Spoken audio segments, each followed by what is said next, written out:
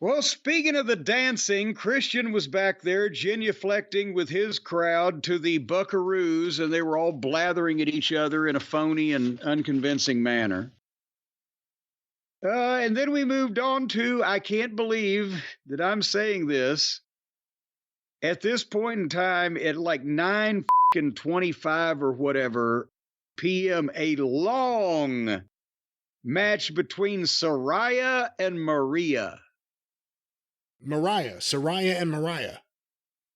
Well, you say Maria, I say Mariah. I don't say Maria, I say Mariah. Well, I say Maria, you say Mariah. You should say Mariah.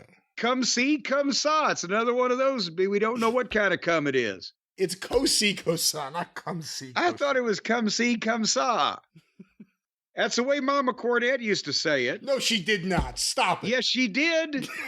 But she wasn't fluent in Italian, so I don't know. That was the way we always heard it down here. Come see, come saw. Did you have a pizza place in Louisville your entire life? Or was there a point where like it came into town for the first time? Well, I was too young to know whether or not pizza was a thing that I would want to have until when I was probably 9.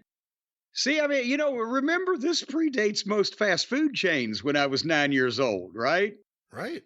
We had Jerry's J-Boy Restaurant was the takeout place here in my little neck of the woods, and I don't know that I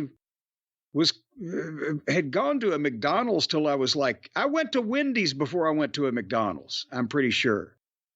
Because we got a Wendy's round about 73, I believe, and I was shocked because unlike the J-Boys from Jerry's, they didn't have buns in between the patties. And this took me a while to wrap my head around. But, pizza, my cousin Larry met through his business associates, a guy who owned the Mario's Pizza here in town. It was a local place, but it was named Mario's Pizza, but his name was actually Morris. He was Jewish. He wasn't Italian. But he figured Morris's Pizza probably that wouldn't work. Wouldn't trap the fucking public, captivate their taste buds. So, and that was the first time I really had pizza. Speaking of the public's taste buds, Saraya versus Mariah. I don't think they had Domino's back then or any kind of no, not then. Fast food pizza, at that point in time. I just saw something the other day, like it's the 40th anniversary of the Happy Meal. And it's incredible as a kid who grew up with always having the Happy Meal to think there were kids who went to McDonald's before that.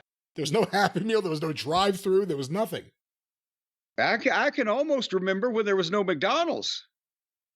Just almost. Well, I wish McDonald's' catchphrase is "I'm loving it." Were you loving Mariah versus Saraya? I wish I could remember when there was no Saraya versus Maria.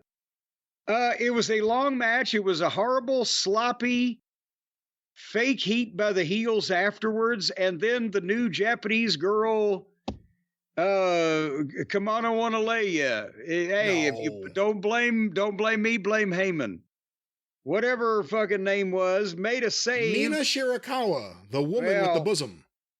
Yeah, and then she and Toni Storm jumps in the ring and they start bumping boobs with each other and pulling faces, as the folks in the UK say, at each other. And then they're all three hugging and rubbing, and what the fuck is going on here? Why is this Japanese girl acting like this with these over-the-top facials and gyrations? And we didn't even establish that they started a story they never finished and moved on to other shit. And where is Toni Storm in the middle of all this? She's an afterthought now. What the fuck is going on here? Listen, I've seen Mina Shirakawa. She can do whatever she wants. Oh God, I've never seen her wrestle, but I have seen her box. There you go. Yeah. Now, I don't know what they're doing. I think it could be Tony wants to come up with some outside the box ideas. Promoting his own lesbian porn is probably something no wrestling promoter has done to try to boost interest in their product. No, that is untrue. Heyman pulled that shit. Oh, I guess. Well. And maybe, Yeah, and maybe Misty Blue, now that I think of it. he tried to do something on OVW when the brief period of time he was booking OVW. I can't remember. It was with Aaron the Idol Stevens, and there was two of the girls. Can't remember who they were. Doesn't matter. The point is, Danny Davis told him to shut that shit down. You're not having three ways on local Louisville fucking television. And so he had to adjust. Toto, you're not in Philadelphia anymore.